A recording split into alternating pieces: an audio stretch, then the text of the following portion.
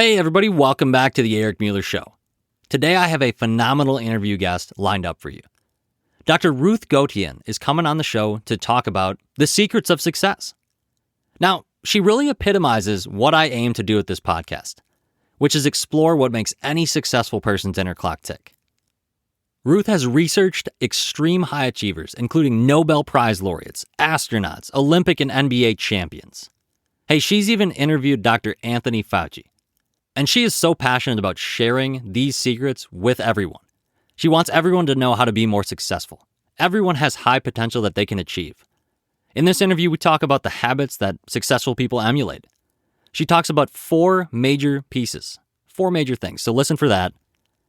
Ruth also has a book coming out in January 2022. It's called The Success Factor. Now in the show notes, there's a link. You can pre-order that. And I also hope to have Ruth back on closer to that date, so we can talk about the book a little more in depth. I'm so excited to share this interview with you. I think Ruth really epitomizes what the Eric Mueller Show is all about. Let's head on over to the interview.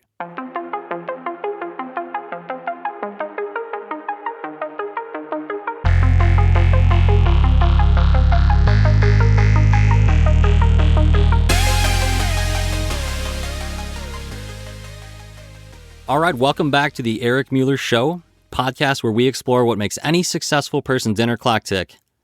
Today's guest, I think, really ties in perfectly with the message of this podcast. She is in the process of writing a book that explores exactly what I'm trying to explore, and that is what makes high achievers successful. So we welcome Ruth Gotian to the show. Welcome, Ruth. Thank you. I'm so excited to chat about success, and thanks for letting me geek out. Yeah, my gosh. I mean, I think we should probably just start off with this question here. What do you define success as? I've heard a few people define it, but from your research, I mean, the people you've interviewed and looked at, I mean, gosh, what's success to you, Ruth? I mean, I think that could be a whole separate podcast, but being successful means you have accomplished something that people recognize as moving the field forward in some way. And you're also paying it forward. So as you succeed, you're helping other people and you're bringing other people up. So you're not just taking it for yourself, you're also giving back. So it's really creating a paradigm shift in the way people see things, do things, think about things, and paying it forward. But I want you to realize that success is a moving target and it's always changing. So for the people who seek perfection, give it up. It's not going to happen. That's always changing what the definition of success is. So don't aim for perfection. Yeah. I mean, I'm a true believer in done is better than perfect. If you can get something accomplished, that's better than thinking about it, or, action trumps planning. And one of my previous guests, those were kind of two things that he really hammered in the Ben Whiting interview. For those of you listening, if you haven't checked it out, he really hammered those points home. And I think that's so important to just start getting things done and not focus so much on perfection. So, Ruth, in the people that you've interviewed, I guess, let's just start off. Who's the most fascinating person that you've interviewed in regards to success or high achievement? Oh, I have to pick one? Let's go with two. Let's go with two. Well, I'll give you from different categories. How's that? That sounds great. All right. So I interviewed Tony Fauci, Dr. Tony Fauci. Oh my gosh. Kind of a big deal. Yeah. 8-time NBA champion, Steve Kerr. Wow. An original Jamaican bobsledder, if you ever saw the movie Cool Runnings, Devin Harris. Dr. Peggy Whitson, who was the first female commander of the International Space Station. She's an astronaut, former NASA chief astronaut, and spent more days in space than any other astronaut of any gender. So those are just some of them. I mean, also there's Scott Hamilton and Zaza Pachulia and Curtis Martin and the funniest Nobel Prize winner I've ever met, Dr. Bob Lefkowitz. Dr. Mike Brown has a great story, how he got the Nobel that almost didn't happen. I mean, the stories just go on and on. They're just incredible, incredible people. And I said they're always paying it forward, which is why I love talking to them too. Yeah. And Ruth, what traits do those type of high achieving people have in common? I mean, do you notice, Stephen Covey's the 7, habits of highly successful individuals. Yeah. What have you seen as far as the commonalities between people that really have achieved such high success, NBA champions and, Yeah, Dr. Fauci, national leaders? there's actually 4 things that they all have in common. Okay. And the great thing about these 4 things is that we can do them too. And I've actually tried them on myself and seen the improved success, which is why I know that this framework works. So the first thing is you have to love what you do. You have to find what you're passionate about. You have to find what you're intrinsically motivated to do. So what does that mean? If you're doing something for a diploma, an award, a reward, a recognition, that means other people are judging your success. And if other people are judging your success, if it comes from external forces, that's what we call extrinsic motivation, you're going to fail out or burn out because that's just not sustainable. But when it comes from within, you're curious about it. You see it as a puzzle. This matters to you for whatever the reason. This is what you would stay up at night thinking about. This is what you would work on your free time. You're going to do it no matter what. And that's intrinsic motivation. So that's the first one, is you have to find your passion and purpose. You have to kick into that intrinsic motivation. The second thing is, once you find it and once you tap into that intrinsic motivation, you're going to outwork everyone. You're going to work harder. You're going to have a higher level of persistence, of resilience, of grit, all of those terms that you keep hearing, because you love it so much. So if there's a problem, you're not going to give up. And high achievers actually look at challenges very differently. So when they're faced with a challenge, they don't give up. They don't say, oh, okay, I was told no, that's the end of it. When they hear no, they tell themselves not yet. And they figure out a strategy how to make it happen. They know they're going to go over it, through it, around it, under it. They will get to the other side. So they focus on how to do that. It's a complete shift in mindset. And that's why they're so successful. They don't worry about if they'll overcome a challenge because they know that they will. Instead, they focus on how they will overcome the challenge. So that's the second one. The third one is they're constantly working on their foundational skills and they keep reinforcing it. So just because they've won all of these accolades, they're still doing the same things that they did early in their career. I don't know if a single Nobel Prize winner who stopped doing science once they won the Nobel. Doesn't happen. They keep at it. And if they keep going back to their basic skills. So you can think of Kayla Harrison, who won 2 gold medals in women's judo in the Olympics. And she said everything she learned about judo, she learned in the first 6 months. And then she spent a lifetime perfecting it. That's where that strong foundation, which you're constantly reinforcing. And last but not least, is that they are constantly learning. And they're not sitting in a classroom, they're learning through informal means. So you hear about Bill Gates and Mark Cuban and Warren Buffett, who read 3 to 8 hours a day. That's fabulous. For those of us who don't have 3 to 8 hours a day, there are other ways that we can learn informally. So you can read books. I love reading books, but I'm an academic. But there are other people who might prefer reading articles or blogs or listening to podcasts. Hopefully I'm sharing some good stuff here, or listen on Audible, or take a course on LinkedIn Learning, or watch YouTube videos. I mean, there's so many ways that you can learn new things. And the other piece that's tied to that is that they don't think they have all the answers. So they surround themselves with a group of mentors, a team of mentors who believe in them and their ideas more than they believe in themselves.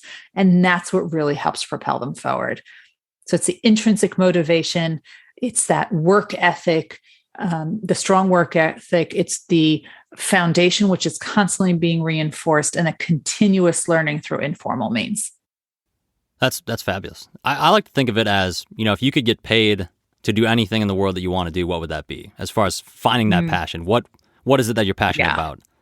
What have you seen as far as how people can find that passion? So I actually take people through a passion audit. And if your listeners want to download it, they can download it for free from my website at ruthgotian.com/passion audit. And it'll actually teach them how to find out and really focus on what it is they're so passionate about.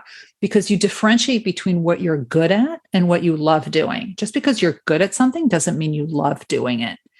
And what are the things you don't like doing or you're not good at? And what are the things that you actually spend your free time doing? And what are the things that you procrastinate doing? And when you're procrastinating, what are you doing when you're procrastinating? These are all clues to how you can find what your passion is. Obviously, in my book, The Success Factor, I actually have a whole chapter on how to find what it is that you're passionate about, which takes that passion audit to the next level. But look, as kids, we buy every uniform that exists so that you can try out, hockey and baseball and basketball and soccer and all of these other sports that you may like. Why don't we do that as adults? Why don't we try some things out as adults? So give yourself that opportunity also to try new things as well. Yeah. Do you have any tips for adults and how they can do that? Like if someone's listening and I come from a professional background. I just started my professional career in pharmacy, honestly, but, working 8+ hours a day, are there any tips you have for people that can do that and build those new side skills, so to speak? Yeah, I think you really need to surround yourself with really interesting people. Really interesting people. So my master's degree is in business, but my doctorate is in adult learning and leadership. That happened because I met people who were in that field. And the more they started talking about it, the more I got intrigued about it. So you want to not just surround yourself. If you're a pharmacist and all you do is surround yourself with other pharmacists, you're going to think one way, look one way, sound the one way, and have one perspective. But imagine if you surrounded yourself with lawyers and accountants and doctors and people from the military and all, every other field. Imagine all these ideas that you can get of what else is out there. And then what is going to start happening is you're going to see gaps in the way things are done. And you'll realize how these problems are solved in other industries. And you can bring that to your own. And that's how you can try that. Also at your own job, you can try to take on stretch assignments. Say, I've never done this before, but I really would like to give it a try. Who can I partner with? And that's how you learn other skills, because in every organization, there's different departments. So you can learn how to do things by volunteering or asking to take on a stretch assignment or sit on a committee. You can also do it through some of your volunteer activities, wherever you volunteer, if it's your alumni association, if it's a house of worship, a community center, whatever it is, there are all these places who are always dying for volunteers to help out. And that's a great way to build new skills. Yeah. So if someone is interested in building a skill in a specific area and they want to, let's say they're in the medical field and they want to learn more about business. So kind of like myself, I'm got some entrepreneurial desires, want to learn more about the business side of healthcare, but also branch myself out. How might I network with other individuals that, maybe have differing perspectives, or what strategies have you found effective for networking with other people that, have differing or similar perspectives? Oh, that's a whole other episode. But we can, so I actually give a talk on pandemic networking. So what you can do, first of all, is obviously reach out to these different people and ask them if they want to have coffee. And, you just want to hear about their career because you've been interested in this or that.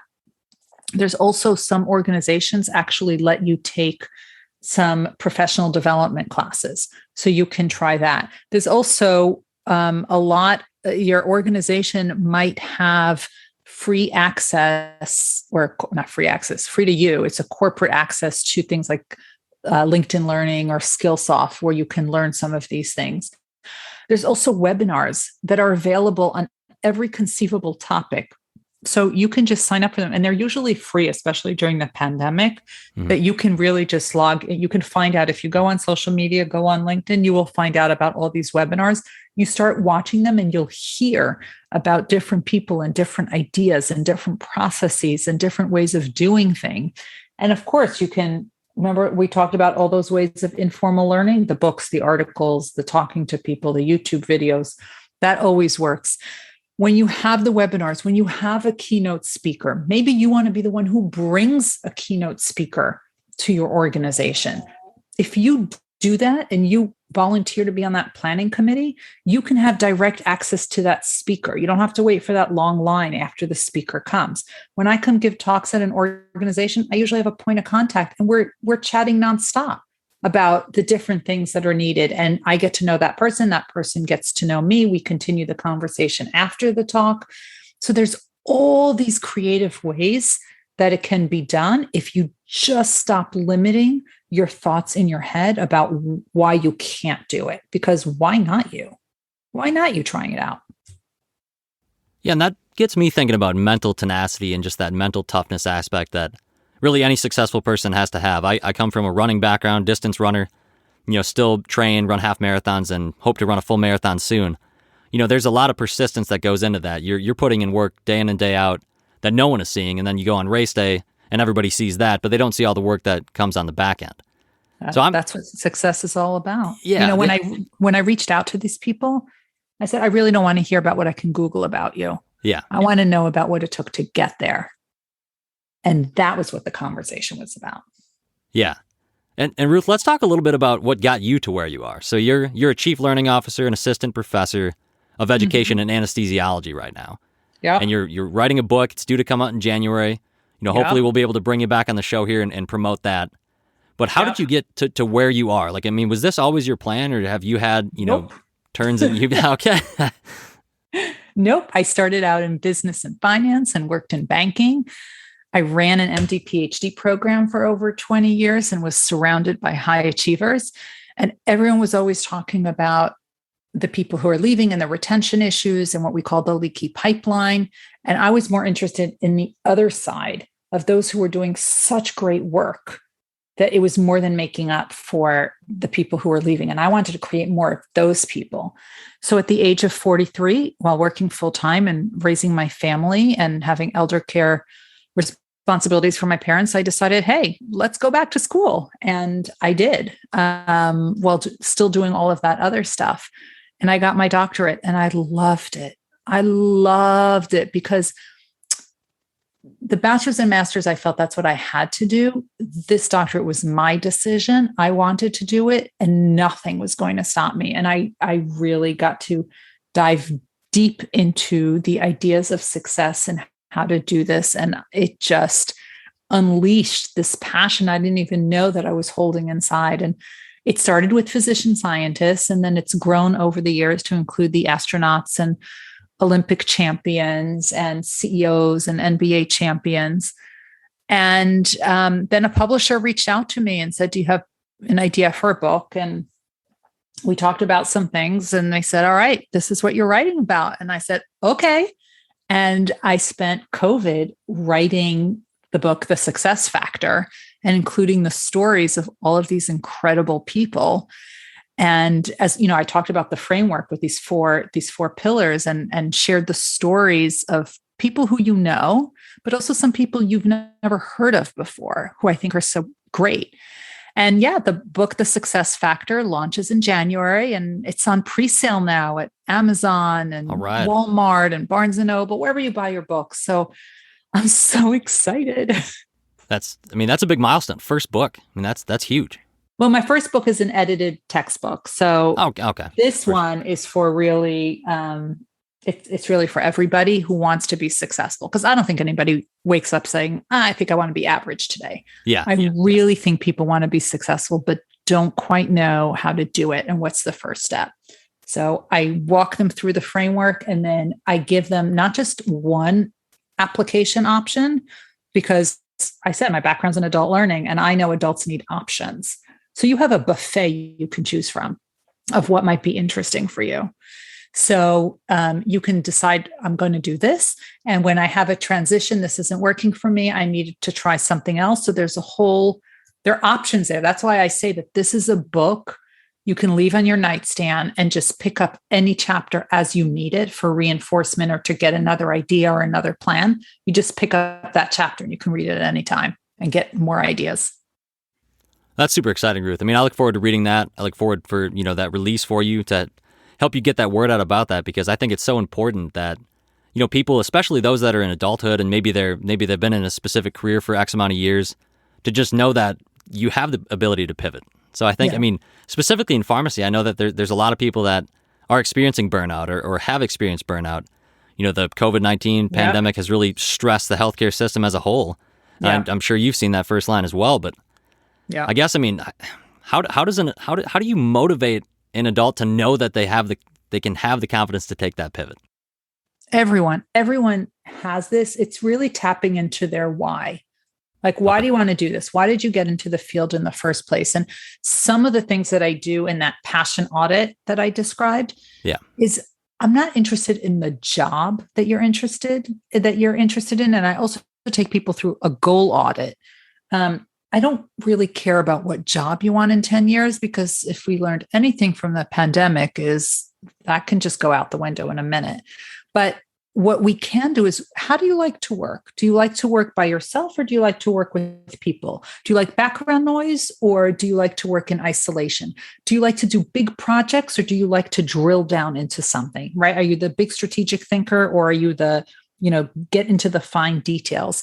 Are you the one who thinks and is great at brainstorming ideas and solutions, or are you the kind of person who executes plans? Like, where is your strength?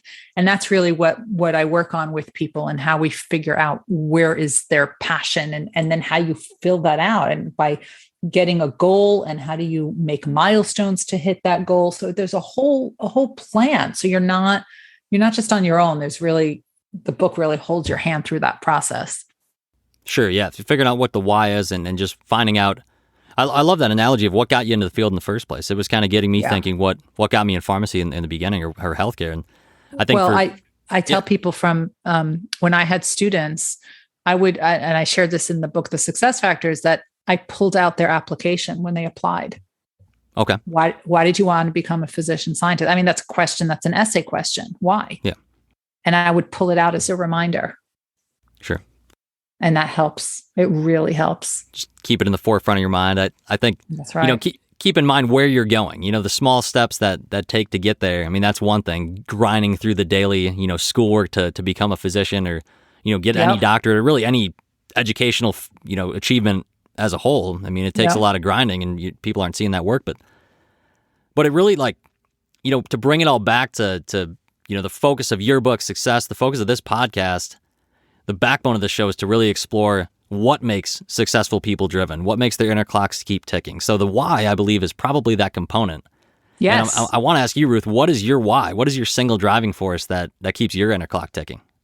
I have become obsessed with success, and I am on a mission to help people who want to become more successful, to help them do it. Because I think as a nation, as a world, if we raise that bar for each and every one of us and help other people get that as well, can you imagine what we as a nation can accomplish? I mean, it's just mind-blowing if we just help people do that. So that's my way of repairing the world. Well, and I'm sure you've seen this too. I mean, the potential of any given individual is so much higher than they believe in themselves probably at first. I mean, you think, that's right. Think of the great athletes like the Michael Jordan and, Michael Phelps, and a couple Michaels there, but I mean, Tom Brady, anybody that you can list, they believe in themselves as deeply as possible that they can do it, and they go out there and they execute. So I think I know for me, that's the biggest challenge that I have, is that, I mean, there are days where I doubt, am I going to be able to become an entrepreneur? Am I going to have a big idea that I can chase? And sometimes, I mean, it's tough. How do you persist through that? Look, high achievers, remember I said they have, when they're faced with challenges, they don't question if they'll overcome it. They know that they will. Yeah. So they figure out they think about what is the strategy I haven't thought of yet. So for them, it's a puzzle to be solved. Mm-hmm. And they control what they can control. They don't worry about the things that are out of their control. And in terms of, how do you get out of your funk? That's where the mentors come in. That is why the mentors are so important, because they believe in you more than you believe in yourself. When Dr. Bob Lefkowitz, he's the one I told you is the funniest Nobel Prize winner I ever met. When he won his Nobel for chemistry in 2012, they actually reached out to the faculty member whose lab he was in at the NIH early in his career during the Vietnam War. And he said, my biggest job was to get Bob out of his deep, dark depression when none of the experiments worked. Yeah. That's what he said. Because what happens is we're so deep in the jar, we can't read the label and we get too inside our head. That's why we need to surround ourselves with good people. Right. And I'm sure you've heard this, and some of you listening, I may have even mentioned this earlier, but you hear there's a famous quote out there that you are the average of the 5 people you spend the most time with. So I think it's your earlier sentiment to surround yourself with people with differing perspectives. If you're in healthcare, talk to lawyers, talk to people in finance, talk to people that are, podcasters, authors, what have you. And that'll help, broaden your horizons, I feel like, and open your mind to really think about your possibilities, your potential. That's right. That's right. You always want to also surround yourself with a team of mentors. It's so important. People who can really help you with your career and people who can give you that psychosocial support.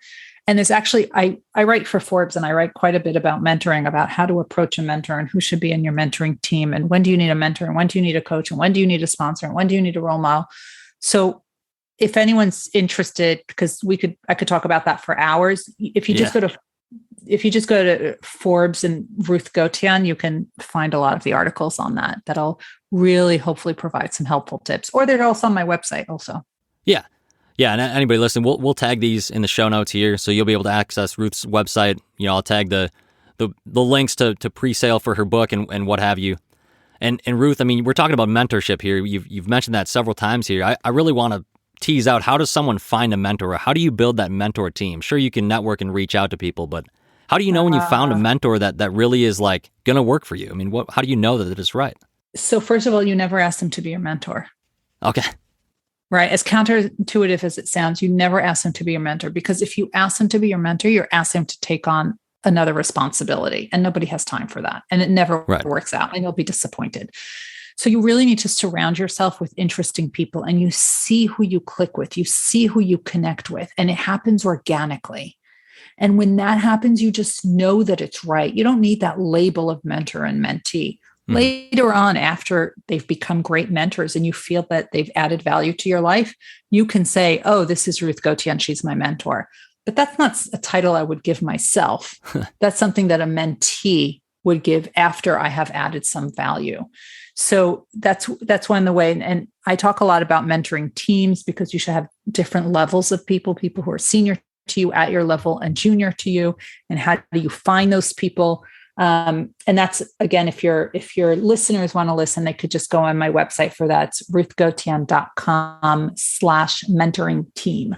They could just download that for free. It gives them a whole worksheet. Oh, that's awesome. That'll be great. I look forward to doing that myself. And I think you mentioned a great point, as far as mentor, senior, junior, finding people that, you don't have to, a mentor doesn't have to be someone that has 10 plus more years experience than you. So I think it's so helpful. Oh, your friends can be your mentor. People who are junior to you can be your mentor. I learned how to use Twitter probably about 10 years ago from someone who was a generation younger than me. Sure. Yeah. Best way. What's your favorite social media platform to promote, to reach audience members, to just share your thoughts? Do you have one? Probably LinkedIn. Okay. Yeah. Yeah, that's a good one. Twitter. Yeah. Those are probably the best. Very professional, You can avoid a lot of the memes on there. Sometimes they're funny, but sometimes you want to just, No, that's what texting was for. Yeah. That's right. I definitely like LinkedIn for sure. Yeah. That's awesome. Well, I want to be respectful of your time, but I can't thank you enough for coming on here and talking about success. I feel like you've said, there's several topics here that we could talk about for several more episodes. So I do truly hope that, if it interests you, we could bring you back on the Eric Mueller Show and talk about your book when we get closer to January. Really hype that up. And I think, who's to say who I might have interviewed at that point in time, but I think, just that theme of the success factor, I think just hits so home with me. As far as what is that, what is that why? What is that driving force? It's just, reading your bio, I think it's just crazy. So I can't thank you enough for being on this show. Really look forward to the release of this for the listeners to garner the knowledge that you've shared, and we'll be in touch with you very soon. I love it. Thank you so much for having me on the show. No problem, Ruth. Thank you so much. Enjoy your night. Good night. Thank you.